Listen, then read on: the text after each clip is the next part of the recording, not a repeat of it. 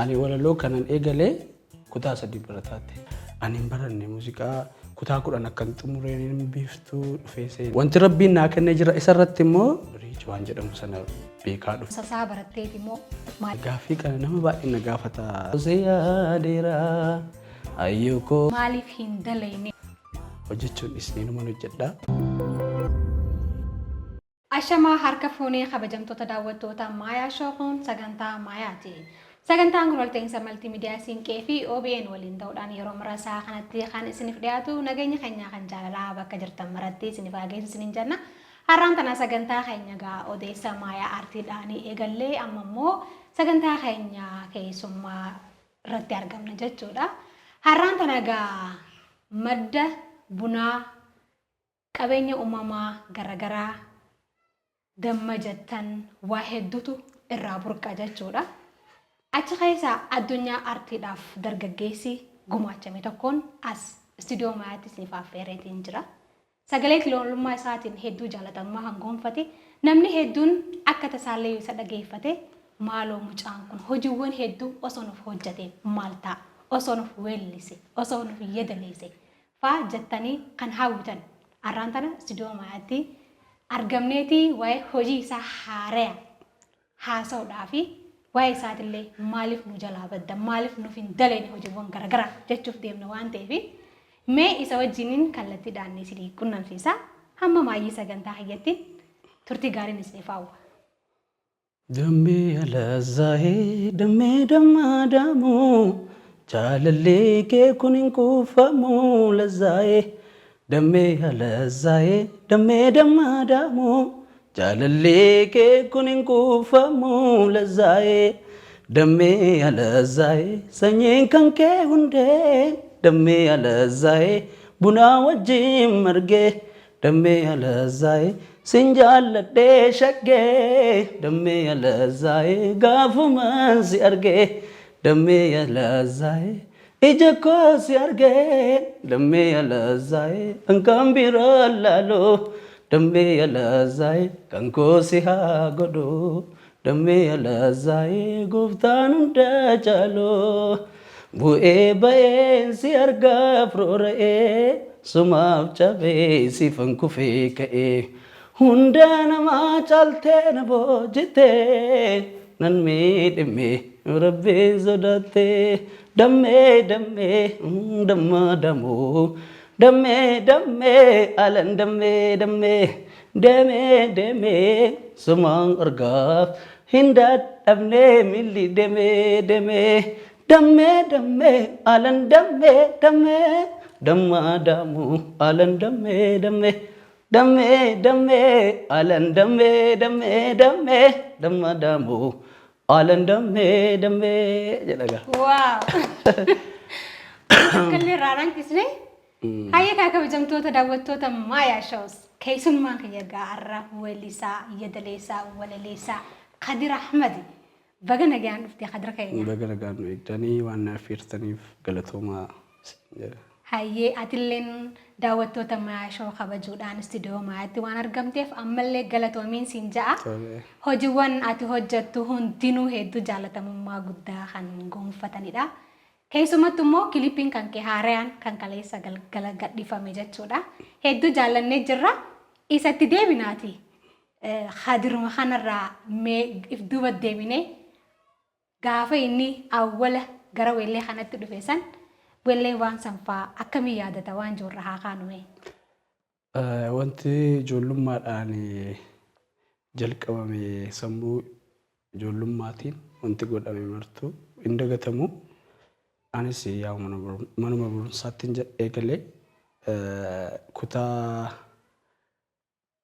5 gaafa seennu barnoota muuziqaa faraqaan tokko barnoota muuziqaa qaba ture. Barnoota muuziqaa fi ispoortii waan akkasii ture. Kitaaba muuziqaa fa'aa jira ture. Waa'ee nootaa irratti sagaleewwan kii yookiin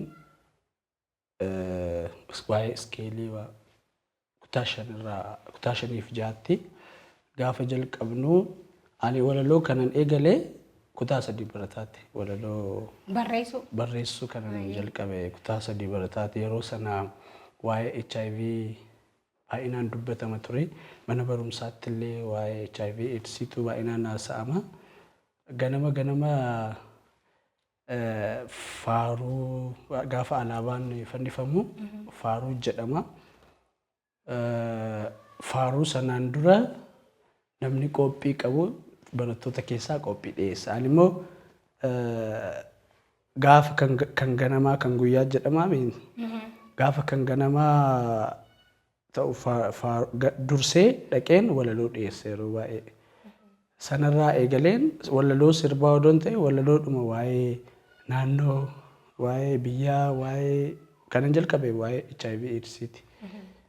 Kitaabarras ture yeroo sana kitaabarratti seenee akka baratamu godhamaa ture walaloo dhumte HIV AIDSiin nama nyaataa sanyii namaa fixaa waan jedhu isaa fi waa'ee tamboo ture kutaa 8 kitaaba afaan oromoo kutaa 8 irra obboleettiin koo hangaftee kutaa 8 gaafa seentu an kitaaba afaan oromoo gaafa argadhe walaloon keessaa barbaada waa'ee tamboo maafan tamboo xuuxaa kan jedhu isa afaan baay'een dubbisen ture yeroo sanarraa ka'een waa'een HIV AIDS gaafa haasa'amuu jalqabaan waa'ee HIV AIDS barreesse walaloo dheeraan barreesse naa dhumuu didee jechuudha garuu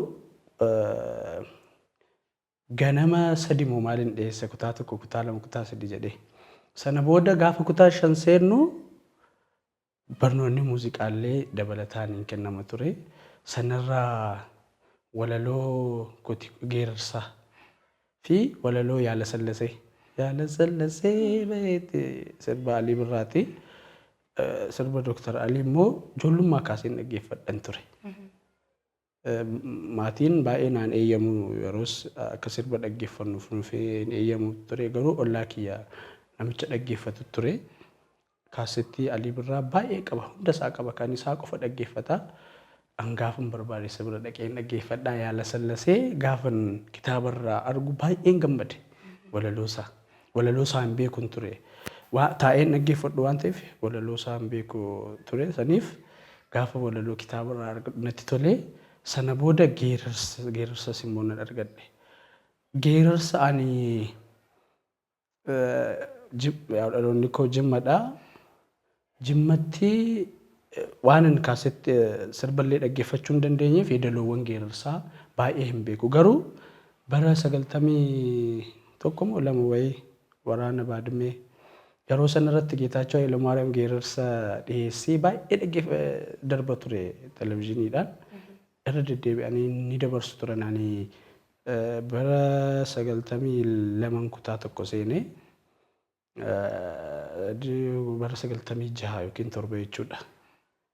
Kanan kutaa 5 seenee yeroos yeedaloon Geetaachoo gurra koo keessatti hafee gaafanii walaloo argadhu kitaabarraa baay'ee gammade akkuma sirba Alii sana argadhe kana argeen walaloo waan argadheef maaliif kaasetti Geetaachoo argachuu hin danda'u tokkoffaa daa'imma yoon argadhellee dhaggeeffachuu hin dandeenyu waan ta'eef saniif maaliin godhee walaloo kitaabarraa sana yeedaloo Geetaachootti jijjiire yeedaloo Geetaachoo kan tuttukaatu kennimnee isa laphee goojara isa bookkise yaadoo akka leenca daggalaatti noogoo kee ba'uuf egaa yeedaloo kana maaliin godhee walaloo kitaabarraa sana kuteen hindaanqoo lafa garbootti yaatee kutee garaa koo na daddarbuutti kaate.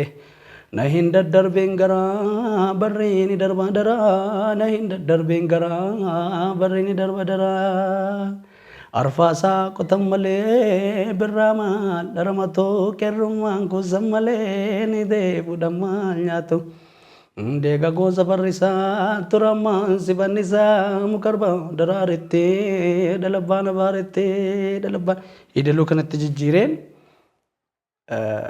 gaafa sirbuu barsiisaan kiyyallee baay'ee natti gammade. Kanumaan yeroo jalqabaaf yeroo kutaa keessatti barattootaaf mee walaloo geerarsa nama danda'u jedhanii affeeranii naan an walalocha baay'ee dubbiseen ture qabadhe illee sammuutti waan jaalladheef qabadhe Ana jedhee harka baasee kottu jedhanii ijoolleen baay'ee gammadde. Yeroo jalqabaatiif sagalee koollee dhagahan ijoolleen baay'ee gammadan hin iyyame. Kutaa 5 namichi balbala 4 wayi roomii 4 moo 5 barsiisa ture. Sana hundarra naannessee geerarsa akka fakkeenyaatti akka ijoolleen irraa barattuuf anis nan gammade bakka. Baay'een gammade waltajjii guddaa akkan argadhe. Introductionii bridge waan argin beeku yeroosi calliseetuma seenee sirba boodarra na argisiisanii erga parampam ishoo jettee seentaa akkasitti natti mu'ee galanii boodarra ani waan hin dhaggeeffanneef egaa kaasitti illee dhaggeeffachuu hin dandeenye boodarra sirboota kaanillee gaafan sirboo intro bridge waan jedhamu sana beekaa dhufe garuu sagalee jiranuu keessattuu iskeelii muuziqaa yeruma sanarraa kaasee nan beeka ture. Boodarra kutaa 8 gaafan seenuu akka ofiillee hojjechuun qaba bakka nan hojjedhan jedhe. Amma maaliin godhe abaaboo Jimmaa sirban dura hojjedhee iskeelii kanaan hojjedhe jechuudha. Garuu maqaa isaa hin beeku. Maqaa isaa hin beeku, sistaamaa hin rakkatee hin beeku. Abaaboo Jimmaa magaalee shaggaa ilkaan aannanii ija jaalalaan si yaadee kullee koo qonnarra nafinii ija jaalalaan si yaadee kullee koo qonnarra nafinii shootee intala abbaa Jifaar magaalee Jimmaan jirtoo garaan kiyya sin obsuu tokkittee koo naaf kottoo qarqara gibee rooba gara waaqaan gongomee mana noolun injoora jaalala kee qabamee nan nufaa nafuu aggaaroo yebbuurra goree kophaa hin bulu yaanni koo walii kee baree Kolaan kolii beektaa waddii hin mul'anne koos jireenyi kana ati naan hubanne kan na gubaa jiru barmalee jaalala dafii koonaaf ta'ee situ hunda caalaan irraa adeemsa isaa fudhata adeemsa idaloo hin beeku yeroo kutaa 8 baradhaa waggaa 15 14 akkasii yaa biyya keenya ta'eef malee sila umrii xiqqaadhaan nama idaloo hojjete jedhamuus nan danda'an ture. Garus yeroo sanarraa kaasee idaloo jalqabe. Sana booda maaliin godhe iskeelii Dr. Alii Birraa sirban. Ammas sirbee Dr. Alii kaanii waliin fakkaatu baqa. Kophaa isaatti sirba uumamedha. Idaloon isaallee adda.